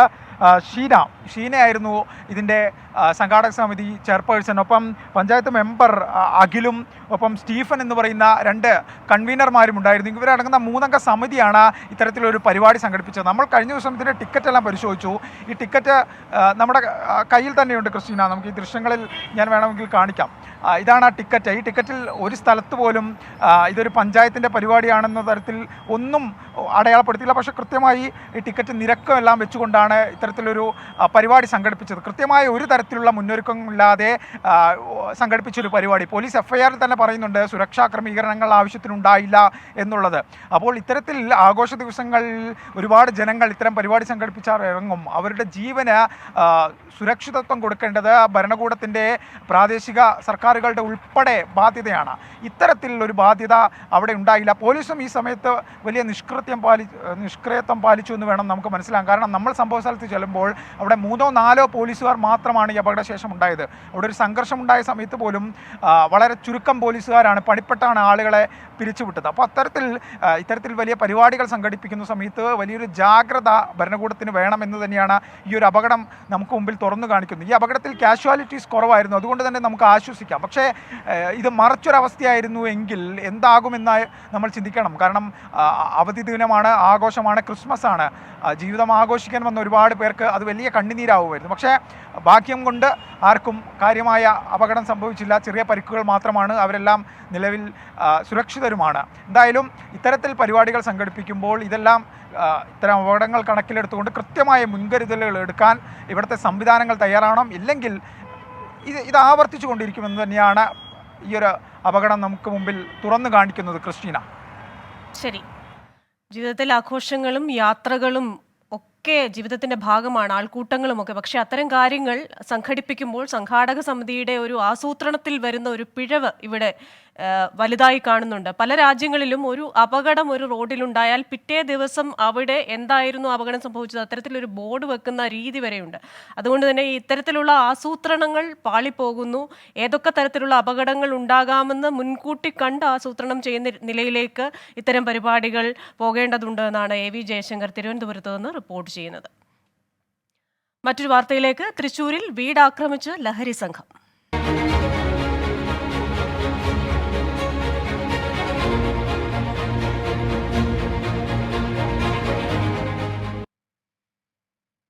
തൃശൂർ അരവിമംഗലത്ത് കഞ്ചാവ് സംഘം വീട് ആക്രമിക്കുകയും കോഴികളുടെ കണ്ണ് കുത്തിപ്പൊട്ടിക്കുകയും ചെയ്തെന്ന് പരാതി. പുൽക്കൂട്ടിൽ കുരിശ് സ്ഥാപിക്കുകയും ഫിഷ് ടാങ്കിൽ മണ്ണും കല്ലും നിറയ്ക്കുകയും ചെയ്തു. വീട്ടുകാർ സ്ഥലത്തില്ലാത്തപ്പോൾ അരവിമംഗലം സ്വദേശി ചിറയത്ത് ഷാജുവിന്റെ വീടാണ് ആക്രമിച്ചത്. വിശദാംശങ്ങളുമായി ചേരുന്നത് സൂരജ് സജിയാണ് തൃശ്ശൂരിൽ നിന്ന്. സൂരജ്, ഇത് എന്താണ് ഇതിന് വിളിക്കേണ്ടതെന്ന് അറിയില്ല. നമുക്കറിയാം, ലഹരി ഒരു മനുഷ്യന്റെ ബോധം എത്രത്തോളം നശിപ്പിക്കും എന്നുള്ളതിന് ഏറ്റവും വലിയ ഉദാഹരണമാണ്. യാതൊരു തെറ്റും ചെയ്യാത്ത കോഴികളുടെ കണ്ണുകുത്തി പൊട്ടിക്കുക, പുൽക്കൂട്ടിൽ കുരിശ് സ്ഥാപിക്കുക, ഫിഷ് ടാങ്കിൽ മണ്ണും കല്ലും നിറയ്ക്കുക, അല്പമെങ്കിലും സ്വബോധമുള്ളവർ ചെയ്യുന്നതല്ല. അപ്പോൾ ആ ബോധത്തെ എത്രത്തോളം മറയ്ക്കുന്നു എന്നാണ് നമുക്ക് മനസ്സിലാക്കാനാവുന്നത്. എന്താണ് അവിടെ സംഭവിച്ചത്? എന്തുകൊണ്ടാണ് ഈ ഷാജുവിൻ്റെ വീട് തന്നെ ആക്രമണത്തിന് ഇരയായത്? ക്രിസ്റ്റീന, വലിയ അതിക്രമം തന്നെയാണ് ഈ എരവിമംഗലം സ്വദേശി ഷാജുവിന്റെ വീട്ടിലുണ്ടായിരിക്കുന്നത്. ഷാജുവും കുടുംബവും ക്രിസ്മസ് ആയതുകൊണ്ട് തന്നെ ഈ വീട്ടിലുണ്ടായിരുന്നില്ല. അങ്ങനെ ഇരിക്കെയാണ് ഇന്നലെ രാത്രിയോടെ, പോലീസ് പറയുന്ന പ്രകാരമാണെങ്കിൽ ഇന്നലെ രാത്രിയോട് കൂടിയാണ് സംഘം ഇവിടെ എത്തിയതെന്നുള്ളതാണ് മനസ്സിലാക്കാൻ കഴിയുന്നത്. അതിനുശേഷം ഈ വീടിനകത്ത് പൂട്ടുപൊളിച്ച് അതിനകത്തേക്ക് കയറുകയും പിന്നാലെയാണ് ഇവിടെ ഉണ്ടായിരുന്ന കോഴിയെ അടക്കം ക്രൂരമായ രീതിയിൽ ഉപദ്രവിക്കുന്ന തരത്തിലേക്ക് പോയത്. ഈ കോഴികളുടെ കണ്ണുകൾ കുത്തിപ്പൊട്ടിച്ച് അതോടൊപ്പം തന്നെ ഈ ഫിഷ് ടാങ്കിൽ മീനുകൾ ഉൾപ്പെടെ ഉണ്ടായിരുന്നു. അവിടെയാണ് ഈ കല്ലും മണ്ണും ഇട്ട് ഈ ഫിഷ് ടാങ്ക് നികത്തുന്ന ഒരു രീതിയിലേക്ക് പോലും പോയത്. പിന്നാലെ അവിടെ ഉണ്ടായിരുന്ന ഈ അടുക്കളയിൽ ഉണ്ടായിരുന്ന ഗ്യാസ് കുറ്റിയും ഈ ഗ്യാസ് സ്റ്റവും അടക്കം ഈ വലിച്ചെറിഞ്ഞു. ചെടിച്ചട്ടികൾ ഉൾപ്പെടെ തല്ലി തകർത്തു. പുറത്ത് ഈ ക്രിസ്മസ് ആഘോഷങ്ങളുടെ ഭാഗമായ ഒരു പുൽക്കൂട് ഈ കുടുംബം സ്ഥാപിച്ചിരുന്നു. ആ പുൽക്കൂട്ടിനേക്കാൾ വലിയ വലിപ്പമുള്ള ഒരു കുരിശാണ് ഇവർ സ്ഥാപിച്ചത്. അത്തരത്തിൽ നമുക്ക് ഒരു തരത്തിലും വിശേഷിപ്പിക്കാൻ കഴിയാത്ത ഒരു അതിക്രമം അത് ഈ വീടിനകത്ത് മുഴുവൻ ഉണ്ടായി എന്നുള്ളതാണ് പറയുന്നത്. രാത്രിയും ഈ സംഘം അവിടെ തങ്ങുന്നു. 8:30യോടുകൂടി ഈ വീട്ടിൽ നിന്ന് ഒരാൾ ഇറങ്ങിപ്പോകുന്ന ശ്രദ്ധയിൽപ്പെട്ട അയൽവാസികളാണ് ഈ സംഭവം ആദ്യമായി പുറത്തറിയുന്നത്. അവർക്കൊരു സംശയം തോന്നുന്നു യുവാവ് പോയതിനെ തുടർന്ന്. അങ്ങനെയാണ് ഇവർ ഈ വീട്ടിലെത്തി നോക്കുമ്പോഴാണ് ഈ വീട് ആകെ അലങ്കോലപ്പെട്ട് കിടക്കുന്ന ഒരു സാഹചര്യം ഉണ്ടായത്. ഈ അലമാരയിൽ ഉണ്ടായിരുന്ന ഇവരുടെ വസ്ത്രങ്ങളും മറ്റു വസ്തുക്കളും എല്ലാം വലിച്ചു വാരിയിട്ടിരിക്കുന്ന ഒരു സാഹചര്യമായിരുന്നു. ഇവർ തന്നെ ഈ ഷാജുവിനെ, നാട്ടുകാർ തന്നെ ഈ ഷാജുവിന് വിവരം അറിയിക്കുന്നു. അതിന്റെ അടിസ്ഥാനത്തിൽ ഒല്ലൂർ പോലീസിലേക്ക് വിവരം കൈമാറുകയും പോലീസ് സ്ഥലത്തെത്തി വിശദമായ പരിശോധനയെല്ലാം നടത്തിയിട്ടുണ്ട്. പ്രതികളെക്കുറിച്ച് കൃത്യമായ സൂചനയും പോലീസിന് ലഭിച്ചിട്ടുണ്ട്. എന്തായാലും വൈകാതെ തന്നെ പ്രതികളെ പിടികൂടാൻ കഴിയും എന്ന സാഹചര്യത്തിലാണ് ഇപ്പോൾ ഒല്ലൂർ പോലീസ് ഉണ്ടായിരിക്കുന്നത്. എന്തായാലും ക്രിസ്റ്റീന സൂചിപ്പിച്ചതുപോലെ തന്നെ ഈ ലഹരി ഉപയോഗത്തെ തുടർന്നുണ്ടായ ഈ അബോധാവസ്ഥയിൽ ചെയ്തു കൂട്ടിയ കാര്യങ്ങളാണ്. ഒരു തരത്തിലും നമുക്ക് അംഗീകരിക്കാൻ കഴിയാത്ത അല്ലെങ്കിൽ ഉൾക്കൊള്ളാൻ കഴിയാത്ത സംഭവങ്ങളാണ് എന്തായാലും ഈ വീടിനകത്ത് ഉണ്ടായിരിക്കുന്നത്. ക്രിസ്റ്റീന, സൂരജ്, ഒരു കാര്യം കൂടെ, ഈ ലഹരി സംഘങ്ങൾ അവിടെ വ്യാപകമായ ഒരു പ്രദേശമാണോ? ഇത്തരത്തിൽ മറ്റു പരാതികൾ, അതായത് ഇത്തരത്തിലുള്ള സംഘങ്ങൾ അവിടെ ഉണ്ടെന്ന് മറ്റു പരാതികൾ ഉണ്ടായിരുന്നു? മുൻപും ഇത്തരത്തിലൊക്കെയുള്ള സംഭവങ്ങൾ അവിടെ ഉണ്ടായിരുന്നോ? ക്രിസ്റ്റിന, ഈ ക്രിസ്മസ് പുതുവത്സര ആഘോഷങ്ങളുമായി ബന്ധപ്പെട്ടുകൊണ്ട് ലഹരി സംഘം ജില്ലയിൽ തന്നെ വലിയ സജീവമായിരിക്കുന്നു എന്നുള്ളതാണ്. ഇന്നുൾപ്പെടെ വലിയ സ്പിരിറ്റ് വേട്ട ഉൾപ്പെടെ ജില്ലയിൽ നടന്നിട്ടുണ്ട്. അതോടൊപ്പം തന്നെ ഈ പുത്തൂർ മേഖല കേന്ദ്രീകരിച്ചുകൊണ്ട് നേരത്തെയും ഈ കഞ്ചാവ് ലഹരി മാഫിയ സംഘം സജീവമായിരുന്നു. കഴിഞ്ഞ ഓണക്കാലത്തും ഇത്തരത്തിൽ ഈ സംഘങ്ങൾ തമ്മിലുള്ള ഏറ്റുമുട്ടലിൽ 3 കൊലപാതകമാണ് തിരുവോണ ദിവസം മാത്രം ഈ തൃശ്ശൂരിൽ അരങ്ങേറിയത്. അത്തരത്തിൽ വ്യാപകമായ അക്രമങ്ങൾ സമീപകാലത്തെല്ലാം തൃശ്ശൂരിൽ റിപ്പോർട്ട് ചെയ്യപ്പെട്ടിട്ടുണ്ട്. അതിന് പിന്നിലെല്ലാം തന്നെ ഈ ലഹരി ഉപയോഗവും ലഹരിക്കടത്ത് സംഘങ്ങളും തന്നെയായിരുന്നു. അത് പോലീസ് ഉൾപ്പെടെ സ്ഥിരീകരിക്കുന്ന കാര്യവുമാണ്. ഇവരെ പിടിമുറുക്കാനുള്ള സമീപനങ്ങൾ അല്ലെങ്കിൽ ഇടപെടലുകൾ പോലീസിന്റെയും എക്സൈസിന്റെയും ഭാഗത്തു നിന്നെല്ലാം ഒരു വശത്ത് നടക്കുമ്പോഴാണ് വീണ്ടും ഈ അതിക്രമങ്ങൾ വർദ്ധിച്ചു വരുന്ന ഒരു സാഹചര്യം ഉണ്ടാകുന്നത്. ഒല്ലൂരിലും ഇത്തരത്തിൽ തന്നെയാണ്. ഈ ലഹരി ഉപയോഗത്തെ തുടർന്നെത്തിയ സംഘം അവർ തൃശ്ശൂരിൽ നിന്ന് വിശദാംശങ്ങൾ നൽകിയത്. ഈ കാര്യത്തിൽ ഈ ലഹരി ഉപയോഗിക്കുന്നവർക്ക് സംഭവിക്കുന്നത് എന്താണ്, അതുകൂടി നമുക്ക് പരിശോധിക്കേണ്ടതായിട്ടുണ്ട്. ഇതിൽ വൈദഗ്ധ്യമുള്ള doctor Xavier John Pullikkan, lake shore ഹോസ്പിറ്റലിലെ ഡി അഡിക്ഷൻ സ്പെഷ്യലിസ്റ്റ് ആണ് അദ്ദേഹം കൂടി നമ്മോടൊപ്പം ടെലിഫോണിൽ ചേരുകയാണ്. ഡോക്ടർ സേവിയർ ജോൺ പുള്ളിക്കൻ, നമ്മുടെ ഈ മാനസികാരോഗ്യ ക്യാമ്പയിനിൽ ലഹരി ഉപയോഗത്തെക്കുറിച്ചുമൊക്കെ അതിൻ്റെ ഒരു അഡിക്ഷൻ്റെ തീവ്രതയെക്കുറിച്ചുമൊക്കെ നമ്മൾ ഒരുപാട് പറഞ്ഞിരുന്നു. ഇപ്പോൾ ഈ വാർത്ത അങ്ങ് ചിലപ്പോൾ കേട്ട് കാണും, ഇല്ലെങ്കിൽ ഒന്നുകൂടി ഞാൻ പറയാം. ഇവിടെ സംഭവിച്ചത് ഈ ഒരു വീട് കയറി ആക്രമിക്കുന്നു, ആ വീട്ടിൽ കയറി കോഴികളുടെ കണ്ണ് കുത്തിപ്പൊട്ടിക്കുന്നു, ഫിഷ് ടാങ്കിൽ മണ്ണും കല്ലും വാരിയിടുന്നു, പുൽക്കൂട്ടിൽ കുരിശ് കൊണ്ടുവയ്ക്കുന്നു. ഇതൊക്കെ ഒരു മിനിമം ബോധമുള്ളവർ ചെയ്യുന്നതല്ല. അപ്പോൾ ഈ ലഹരി ഇവരുടെ തലച്ചോറിനെ ഇത് എങ്ങനെ ബാധിക്കുന്നു എന്നാണ് നമ്മൾ മനസ്സിലാക്കേണ്ടത്. ഈ ലഹരിയിലെ ചില ലഹരികൾ എന്ന് പറഞ്ഞാൽ ഈ കഞ്ചാവ് പോലത്തുള്ള ലഹരി ഉപയോഗിച്ചാൽ ചിന്തകളെ ബാധിക്കാനുള്ള സാധ്യതകളുണ്ട്. കാര്യം ഈ ഒരു വീട്ടിൽ കയറി കോഴിയുടെ കണ്ണ് കുത്തി പൊട്ടിക്കുകയും പിന്നെ ഫിഷ് ടാങ്കിൽ മണ്ണിടുകയും പിന്നെ കുരിശ് പുൽക്കൂട്ടിൽ വെക്കുകയും ഒക്കെ ചെയ്യുന്നത് ഒരു ബിസാർ ആയിട്ടുള്ള ഒരു ബിഹേവിയറാണ്. അത് ഈ ലഹരി പ്രത്യേകിച്ച് കനാബിസ് അല്ലെങ്കിൽ കഞ്ചാവ് ഉപയോഗിക്കുന്നവരിൽ കാണാവുന്നതാണ്. കാരണം അത് ഉപയോഗിച്ചു കഴിഞ്ഞാൽ നമുക്ക് ചിലപ്പോൾ ഒരു സംശയരോഗം, മറ്റുള്ളവർ നമ്മളെ എഗൻസ്റ്റ് ആണെന്നോ ഉപദ്രവിക്കാൻ പോകുന്ന തോന്നാനുള്ള സാധ്യതകളുണ്ട്. പിന്നെ MDMA അങ്ങനെയുള്ള ലഹരി പദാർത്ഥങ്ങൾ ഉപയോഗിച്ചു കഴിഞ്ഞാൽ ഒരു കൺട്രോൾ ഇല്ലാതെ ആരെയും ഭയക്കാതെ മുന്നോട്ട് പോകാനുള്ള സാധ്യതകൾ ഇവരിൽ കൂടുതലുണ്ട്. അപ്പം ചിന്തയിൽ തകരാറും ഒന്നിനെ ഭയപ്പെടാതെ മുന്നോട്ട് പോകാനുള്ള ഒരു പ്രവണത ഈ ലഹരി ഉപയോഗിക്കുന്ന ആളുകളിൽ കാണാവുന്നതാണ്. അത് ലഹരി നിർത്തി കഴിഞ്ഞാലും ഇത് കഴിയുമ്പോൾ അവര് സാധാരണ മനുഷ്യരുടെ പോലെ ചിന്തിക്കാവുന്നതുമാണ്. ഇപ്പം ഉദാഹരണത്തിന് ഇതുപോലെ തന്നെ എനിക്കൊരു പേഷ്യന്റ് ഉണ്ടായിരുന്നു. ഒരു ഫംഗ്ഷൻ നടക്കുമ്പോൾ വളരെ നന്ദി ഡോക്ടർ സേവിയർ ജോൺ പുള്ളിക്കൻ പ്രതികരിച്ചതിന്. എന്തായാലും ലഹരി ഉപയോഗിക്കുമ്പോൾ, കഞ്ചാവ് അടക്കമുള്ള ലഹരി ഉപയോഗിക്കുമ്പോൾ അത് ചിന്താശേഷിയെ ബാധിക്കുന്നു. ചിന്താശേഷിയെ ബാധിക്കുന്നതിനപ്പുറമായി പലരും ഉപദ്രവിക്കാൻ വരുന്നുവെന്ന തോന്നൽ ഉളവാക്കുന്നു. ഈ തോന്നലിന്റെ ഭാഗമായി ആരെങ്കിലും ഒക്കെ കയറി ആക്രമിക്കാൻ ശ്രമിക്കുന്നു. ഇവിടെ പാവം മൃഗങ്ങളും, അതായത് കോഴിയും മീനും അടക്കമുള്ള ജീവികളാണ് ആ ഒരു ആക്രമണത്തിനിരയായത്. മനുഷ്യരവിടെ ഇല്ലായിരുന്നു ഭാഗ്യം കൊണ്ട്. അത്തരത്തിലുള്ള മാറ്റങ്ങൾ മനുഷ്യ മസ്തിഷ്കത്തിൽ സംഭവിപ്പിക്കുന്നതാണ് ലഹരി. അതുകൊണ്ട് തന്നെ ലഹരിയുടെ ഉപയോഗം കുറയട്ടെ. ഇപ്പോൾ തൃശ്ശൂരിൽ സുരസജി റിപ്പോർട്ട് ചെയ്യുന്നതനുസരിച്ച് നിരവധി കേസുകളാണ് ഈ ഓണം മുതലുള്ള സമയത്തൊക്കെ റിപ്പോർട്ട് ചെയ്തുകൊണ്ടിരുന്നത്. അതുകൊണ്ട് തന്നെ ലഹരി ഉപയോഗിക്കുന്നവർ ലഹരി എങ്ങനെ അവരുടെ മസ്തിഷ്കത്തെ ബാധിക്കുന്നു, അതെങ്ങനെ മറ്റുള്ള മനുഷ്യർക്കും ജീവികൾക്കും ദോഷകരമാകുന്നു എന്നുകൂടി മനസ്സിലാക്കേണ്ടതായിട്ടുണ്ട്. പ്രതികരിച്ചത് ഡോക്ടർ സേവിയർ ജോൺ പുള്ളിക്കനാണ്. ഇപ്പോൾ ആറന്മുള സ്റ്റേഷനിലേക്ക് യൂത്ത് കോൺഗ്രസിന്റെ മാർച്ച് തത്സമയ ദൃശ്യങ്ങൾ.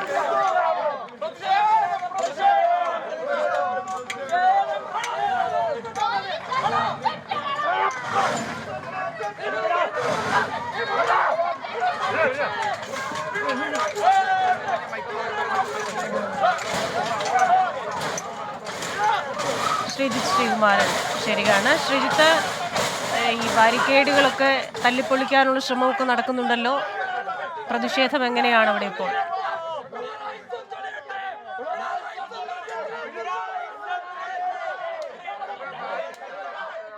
യൂത്ത് കോൺഗ്രസ് പ്രവർത്തകർ ശ്രമിക്കുകയാണ്. പോലീസിന്റെ ഒരു വൻ സന്നാഹം തന്നെ ഇവിടെ തുടരുന്നുണ്ട്. എന്തായാലും യൂത്ത് കോൺഗ്രസിന്റെ ജില്ലാ പ്രസിഡന്റ് വിജയ് ഇന്ദുചൂടിന്റെ നേതൃത്വത്തിലുള്ള പ്രവർത്തകരാണ്, ഏതാണ്ട് 100ഓളം വരുന്ന പ്രവർത്തകരാണ് ഇവിടേക്ക് മാർച്ച് നടത്തിയിരിക്കുന്നത്. പോലീസിന്റെ ബാരിക്കേഡ് അവർ ഭേദിക്കാനുള്ളൊരു ശ്രമം ഒരു മേഖലയിൽ നടക്കുന്നു. പോലീസ് അത് ബലമായി തന്നെ തടയുന്ന ഒരു സാഹചര്യവുമുണ്ട്. എന്തായാലും കടമനിട്ട മൗണ്ട് സിയോൺ ലോ കോളേജിലെ വിദ്യാർത്ഥി നിള SFI നേതാക്കൾക്കെതിരെ പരാതി നൽകിയിരുന്നു, മർദ്ദിച്ചു എന്ന പരാതി നൽകിയിരുന്നു. പക്ഷേ അതിനുശേഷം നിളയ്ക്കെതിരെ കേസെടുക്കുന്ന ഒരു സാഹചര്യമായിരുന്നു ഉണ്ടായിരുന്നത്. ഏതാണ്ട് 3ഓളം കേസുകൾ ജാമ്യമില്ലാ വകുപ്പ് പ്രകാരം തന്നെ നിളയ്ക്കെതിരെ എടുക്കുന്ന ഒരു സാഹചര്യം ഉണ്ടായി. ഈ സാഹചര്യത്തിലാണ് യൂത്ത് കോൺഗ്രസ് പ്രവർത്തകർ വലിയൊരു പ്രതിഷേധവുമായി എത്തിയിരിക്കുന്നത്. ഇപ്പോൾ ഏറ്റവും ഒടുവിൽ വരുന്ന വാർത്ത ഈ വിഷയത്തിൽ അന്വേഷണ ഉദ്യോഗസ്ഥനായ ആറന്മുള CIയെ മാറ്റിയിരിക്കുന്നു എന്നുള്ള ഒരു വാർത്തയാണ് ഇപ്പോൾ ഏറ്റവും ഒടുവിൽ പുറത്തു വരുന്നത്. ആറന്മുള CIക്ക് പകരം പത്തനംതിട്ട DYSP S നന്ദകുമാറിന് ഇപ്പോൾ അന്വേഷണ ചുമതല നൽകുന്നത്. എന്തായാലും യൂത്ത് കോൺഗ്രസ് പ്രവർത്തകർ ഇപ്പോൾ അത് തള്ളിക്കയറാൻ വേണ്ടിയുള്ള ഒരു ശ്രമം നടത്തിക്കൊണ്ടിരിക്കുകയാണ്. യൂത്ത് കോൺഗ്രസ് ജില്ലാ പ്രസിഡന്റ് വിജയ് ഇന്ദുചൂടിന്റെ നേതൃത്വത്തിലുള്ള പ്രവർത്തകർ ഇപ്പോൾ ബാരിക്കേഡിന് മുകളിലേക്ക് കയറാനുള്ള ഒരു നീക്കം നടത്തുകയാണ്. യൂത്ത് കോൺഗ്രസ് പ്രവർത്തകർ ഏതാണ്ട് 100ഓളം വരുന്ന യൂത്ത് കോൺഗ്രസ് പ്രവർത്തകരാണ് ഈ ഒരു പ്രതിഷേധത്തിന് നേതൃത്വം നൽകുന്നത്. DCCയുടെ വൈസ് പ്രസിഡന്റുമാരടക്കമുള്ള ആളുകൾ ഈ സമരത്തിന് നേതൃത്വം നൽകിക്കൊണ്ട് രംഗത്തുണ്ട്. എന്തായാലും യൂത്ത് കോൺഗ്രസ് പ്രവർത്തകർ മുകളിലേക്ക് കയറുന്ന ഒരു കാഴ്ചയാണ് കാണുന്നത്. വലിയ പ്രതിഷേധത്തിലേക്ക് കാര്യങ്ങൾ നീങ്ങുന്നുണ്ട്. DYSP S നന്ദകുമാറിന്റെ നേതൃത്വത്തിൽ വിവിധ പ്രദേശങ്ങളിലെ CIമാരടങ്ങുന്ന വലിയ സംഘം ഇവിടെ ചേരുന്നുണ്ട്. എന്തായാലും യൂത്ത് കോൺഗ്രസ് പ്രവർത്തകർ പിരിഞ്ഞു പോയില്ലെങ്കിൽ ശക്തമായി തന്നെ നേരിടുമെന്ന് പോലീസും അറിയിച്ചിട്ടുണ്ട്. എന്തായാലും സമരം ഇപ്പോൾ തുടരുകയാണ്. ശ്രീജിത്ത്, ഈ അന്വേഷണ ഉദ്യോഗസ്ഥനെ മാറ്റിയത് കൊണ്ട് മാത്രം പ്രതിഷേധത്തിൽ നിന്ന് ഇവർ മാറി നിൽക്കില്ല എന്നാണോ ഇതിന്റെ സൂചന?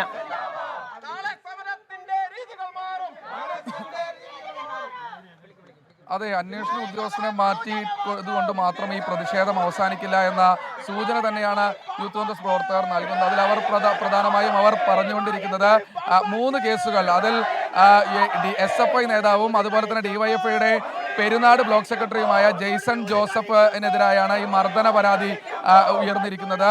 ഈ മർദ്ദന പരാതിയിൽ ആദ്യഘട്ടത്തിൽ കേസെടുക്കാൻ തയ്യാറാകുന്നില്ല. അതിനുശേഷം പിന്നീട് യൂത്ത് കോൺഗ്രസ് ജില്ലാ പ്രസിഡന്റ് വിജയ് ഇന്ദുചൂടിന്റെ നേതൃത്വത്തിലുള്ള പ്രവർത്തകർ പോലീസ് സ്റ്റേഷനകത്ത് കയറി പ്രതിഷേധിക്കുന്ന ഒരു സാഹചര്യം ഉണ്ടായപ്പോൾ മാത്രമാണ് ഇത്തരത്തിൽ പോലീസ് ജാമ്യമില്ലാ വകുപ്പ് പ്രകാരം ജെയ്സനെതിരെ കേസ് എടുക്കുന്ന ഒരു സാഹചര്യം ഉണ്ടായത്. അതിനുശേഷം പക്ഷേ തൊട്ടു പിറകെ തന്നെ SFI പ്രവർത്തകരുടെ പരാതിയിൽ അതേ വകുപ്പുകൾ തന്നെ ചുമത്തി ഈ പരാതിക്കാരിയായ നിള എന്ന വിദ്യാർത്ഥിനിക്കെതിരെയും ഇത്തരത്തിൽ കേസെടുക്കുന്ന ഒരു സാഹചര്യം ഉണ്ടായി. സ്വാഭാവികമായി അതിനുശേഷം 3ാമത്തെ കേസ് വീണ്ടും നിളയ്ക്കെതിരെ എടുത്തു. അത് SFI പ്രവർത്തകനായ അർജുൻ എന്ന വിദ്യാർത്ഥിയെ ജാതി പേര് വിളിച്ച് അപമാനിച്ചു എന്നാണ് അത്തരത്തിലുള്ള കേസ്. അതും ജാമ്യമില്ലാ വകുപ്പ് പ്രകാരമാണ് കേസിനെ നിയമപരമായി നേരിടുമെന്ന് യൂത്ത് കോൺഗ്രസ് അറിയിച്ചിട്ടുണ്ട്. എന്തായാലും അതിലൊരു പ്രതിഷേധത്തിലേക്കാണ് വനിതാ പ്രവർത്തകർ അപ്പുറത്തേക്ക് തള്ളിക്കയറാൻ ശ്രമിക്കുന്നു. വനിതാ പോലീസുകാരില്ല, വനിതാ പ്രവർത്തകരാണ് തള്ളിക്കയറാൻ ശ്രമിക്കുന്നത്. വനിതാ പോലീസുകാരില്ല, വനിതാ പോലീസുകാർ അപ്പുറത്തെ മേഖലയിൽ മാത്രമാണുള്ളത്. അവർ അകത്തേക്ക് കയറുന്ന ഒരു കാഴ്ചയാണ് കാണുന്നത്. വനിതാ പ്രവർത്തകരാണ് ഇപ്പോൾ തള്ളിക്കയറുന്നത്. വലിയ തോതിലുള്ള ഒരു പ്രതിഷേധത്തിലേക്ക് യൂത്ത് കോൺഗ്രസിന്റെ പ്രവർത്തകർ ഇപ്പോൾ മാറുന്നുണ്ട്. എന്തായാലും പോലീസ് പരമാവധി സംയമനം പാലിച്ചുകൊണ്ട് ഇവിടെ നിൽക്കുന്ന ഒരു കാഴ്ചയാണ് കാണുന്നത്. DYSP S നന്ദകുമാറാണ് ഈ പോലീസ് സംഘത്തിന് നേതൃത്വം നൽകുന്നത്. അദ്ദേഹമാണ് ഇപ്പോൾ അന്വേഷണ ഉദ്യോഗസ്ഥൻ. യൂത്ത് കോൺഗ്രസ് പ്രവർത്തകർ വീണ്ടും പോലീസുമായി ഉന്തിലും തള്ളിലേക്കും വരെ കാര്യങ്ങൾ നീങ്ങുന്ന ഒരു സാഹചര്യം. എന്തായാലും ആറന്മുള മേഖലയിൽ ഇത്തരത്തിലൊരു സമരം വളരെ കാലങ്ങൾക്ക് ശേഷമാണ് നടക്കുന്ന. പോലീസിന്റെ ഭാഗത്തു നിന്ന് വലിയ തോതിൽ ഒരു പ്രത്യാക്രമണം ഇതുവരെ ഉണ്ടായിട്ടില്ല. പോലീസ് അവരുടെ പരമാവധി സംയമനം പാലിച്ച് നിൽക്കുന്ന ഒരു കാഴ്ചയാണ് കാണുന്നത്. എന്തായാലും യൂത്ത് കോൺഗ്രസിന്റെ ജില്ലാ പ്രസിഡന്റ് അടക്കമുള്ള ആളുകൾ, അതുപോലെ തന്നെ പത്തനംതിട്ട നഗരസഭ പ്രതിപക്ഷ നേതാവ് ജാസിൻകുട്ടി അടക്കമുള്ള ആളുകൾ ഇവിടെ എത്തിച്ചേർന്നിട്ടുണ്ട്. എന്തായാലും DYSP നന്ദകുമാറിന്റെ നേതൃത്വത്തിലുള്ള വളരെ കൃത്യമായി തന്നെ സംയമനം പാലിച്ചുകൊണ്ട് ഇവിടെ നിൽക്കുന്ന ഒരു കാഴ്ചയാണ് കാണുന്നത്. എന്തായാലും മാറിയില്ലെങ്കിൽ മറ്റു നടപടിക്രമങ്ങളിലേക്ക് വരും, തങ്ങൾക്ക് ആക്ഷനിലേക്ക് കടക്കേണ്ടി വരുമെന്നാണ് അവർ അറിയിച്ചിട്ടുള്ളത്. പക്ഷേ യൂത്ത് കോൺഗ്രസിന്റെ പ്രവർത്തകർ എന്തായാലും പിരിഞ്ഞു പോകുന്നില്ല എന്നാണ് കാണുന്നത്. നേതാക്കളോട് പ്രവർത്തകരെ ശാന്തരാക്കാൻ DYSP ആവശ്യപ്പെടുന്നുണ്ട്. പക്ഷേ പ്രവർത്തകർ ഇപ്പോഴും അതേപോലെ തന്നെ പോലീസുമായി മുന്തിലും തള്ളിലേക്കും കാര്യങ്ങൾ നീങ്ങുന്ന ഒരു സാഹചര്യമാണുള്ളത്. എന്തായാലും വിജയ് ഇന്ദുചൂടൻ അടക്കമുള്ള നേതാക്കൾ സ്വാഭാവികമായി ഇവിടെ തന്നെ തുടരുന്ന ഒരു സാഹചര്യം. എന്തായാലും നേതാക്കൾ പറഞ്ഞിട്ടും പ്രവർത്തകർ ഇതുവരെ ശാന്തരാകുന്നില്ല. വനിതാ പ്രവർത്തകരാണ് ഏറ്റവും മുകളിൽ കയറി അല്ലെങ്കിൽ ആ പ്രദേശത്ത് കയറി ഇതുപോലെ തന്നെ പ്രതിഷേധിക്കുന്ന ഒരു സാഹചര്യമുള്ളത്. എന്തായാലും പോലീസ് പരമാവധി മൗണ്ട് സിയോൺ കോളേജ് സംഘർഷത്തിൽ പരാതിക്കാരിയായ വിദ്യാർത്ഥിക്കെതിരെ കേസെടുത്തതിൽ യൂത്ത് കോൺഗ്രസ് പ്രവർത്തകർ ആറന്മുള പോലീസ് സ്റ്റേഷനിലേക്ക് മാർച്ച് നടത്തുകയാണ്. ബാരിക്കേഡുകൾ തകർത്ത് മുന്നോട്ട് പോവുക തന്നെയാണ് യൂത്ത് കോൺഗ്രസ് പ്രവർത്തകർ. വിശദാംശങ്ങൾ നൽകിയത് ശ്രീജിത്ത് ശ്രീകുമാരനാണ്. Pathanamthitta Kadampanitta mount Zion college സംഘർഷത്തിൽ പരാതിക്കാരിയായ വിദ്യാർത്ഥിനിക്കെതിരെ കേസെടുത്തതിൽ യൂത്ത് കോൺഗ്രസ് പ്രവർത്തകർ ആറന്മുള പോലീസ് സ്റ്റേഷനിലേക്ക് മാർച്ച് നടത്തുകയാണ്. അവിടെ നിന്ന് ശ്രീജിത്ത് ശ്രീകുമാരനാണ് ചേരുന്നത്. ശ്രീജിത്ത്, പിന്നോട്ടില്ല, ബാരിക്കേഡുകളൊക്കെ തകർത്ത് മുന്നോട്ട് തന്നെ പോവുകയായിരുന്നു പ്രവർത്തകർ നമ്മൾ ഇടവേള എടുക്കുന്നതിന് മുമ്പ്. ഇപ്പോൾ അവിടെ നിന്നുള്ള വിവരം എന്താണ്? നേതാക്കന്മാരും അവിടെ എത്തിച്ചേർന്നിട്ടുണ്ടല്ലോ. രാഹുൽ മാങ്കൂട്ടത്തിലടക്കം അവിടെ ഉണ്ടെന്നാണ് മനസ്സിലാക്കുന്നത്.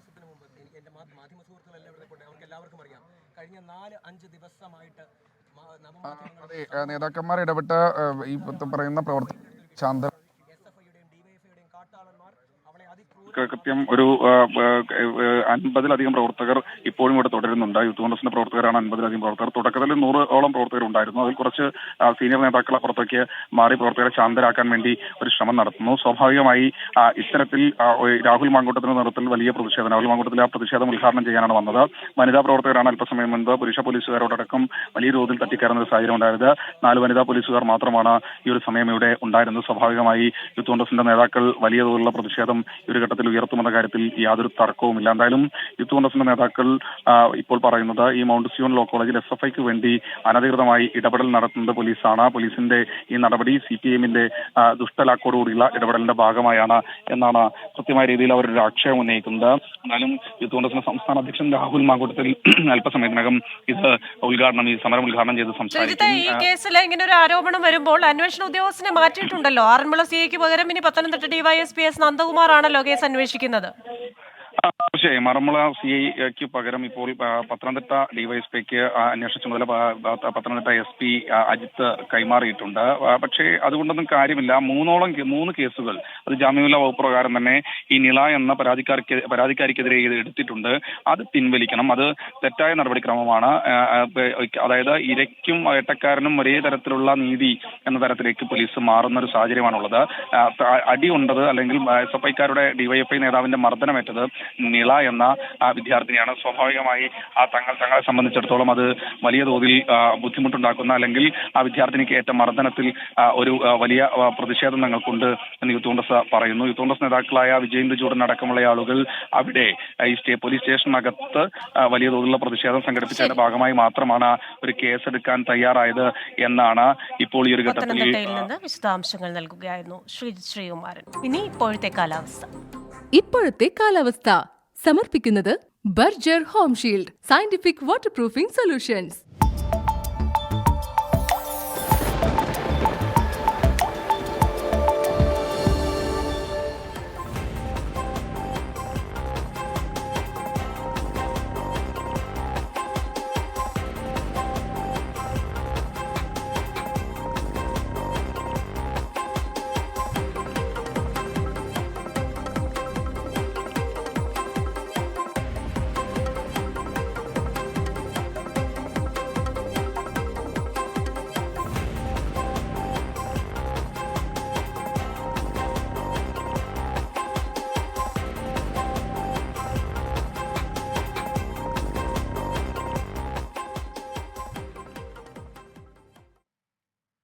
ഇന്ന് സംഭവിച്ചത് പൂർണ്ണമാവുകയാണ്.